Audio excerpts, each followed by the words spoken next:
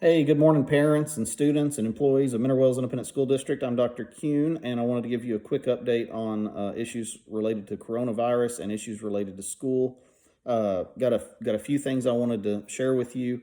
The first one, the vital facts of the situation. There have been 50,679 tests in the state of Texas as of yesterday. 4,669 confirmed cases, 70 fatalities, and these cases are in 143 counties out of 254, so well over half the counties now. On the Department of State Health Services dashboard, Palapena County shows one confirmed case.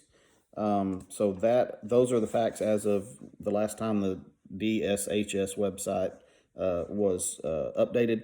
That's a good website to look at. It's got a dashboard that is updated frequently, so take a look at that. A couple of things, if you really want to do a deep dive of stuff related to school, specific to this coronavirus time and situation, you can go to tea.texas.gov/coronavirus.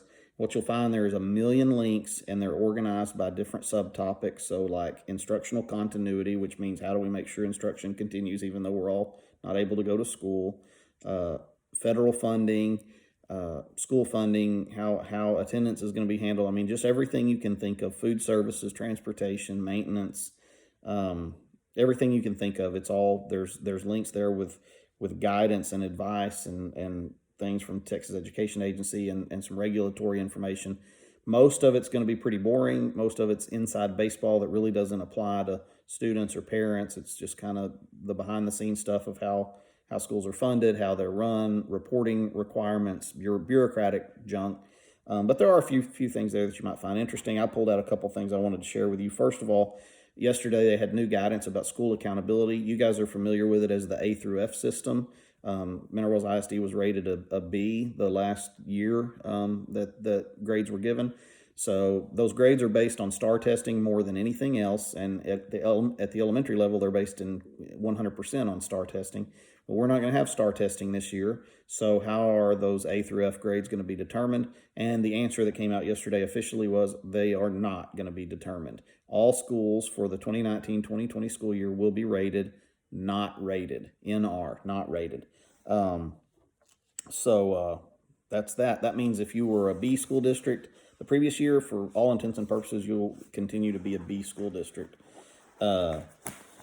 The other thing I wanted to say, they put out some interpretations related to the governor's stay-at-home order, shelter-in-place order, whatever the politically correct term for that order is.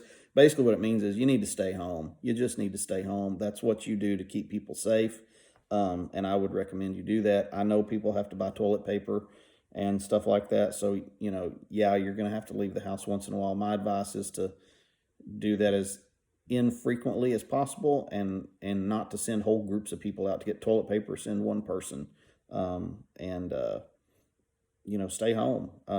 So the questions that were listed here was, what about packet pickup? If you've got parents and kids that need to pick up packets, is that considered an essential service? And the answer is, in the governor's order, yes, that is considered an essential service. Now, I don't really want us giving out packets because I want to keep my people safe.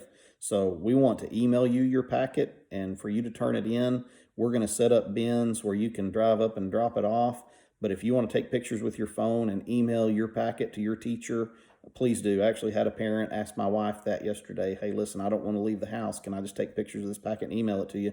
And the answer was absolutely. Please do that. We don't want you leaving your house, and we will work with you to figure out a way not to have you do that. So we would love to have nobody pick up packets, and we would love to have nobody drive to our schools and drop them off. We want you to stay home. That's what we want for our safety, the safety of my people. I would love, I do not want any of my employees to get sick from this. And we are, there are folks that are in harm's way. I've got my lunch ladies every single day, Monday through Friday, passing out lunches to, yesterday it was 860 cars that drove through. The day before that it was 1,000. The day before that it was 1,033.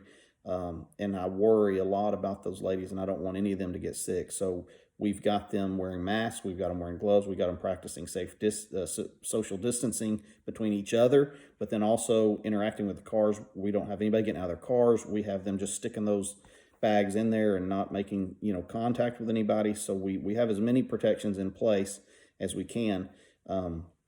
We are not going to shut down meal delivery. We feel like it's too important for the health and safety and well-being of our students in this community. So even though we understand that, it would be safer if all my lunch ladies stayed home, we understand the need that exists, and not only us, but the state officials also understand this.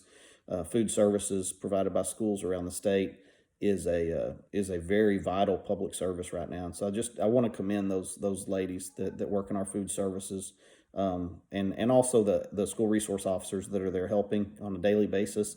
Thank y'all very much for what you do. One possible change on that, we're kind of debating this right now.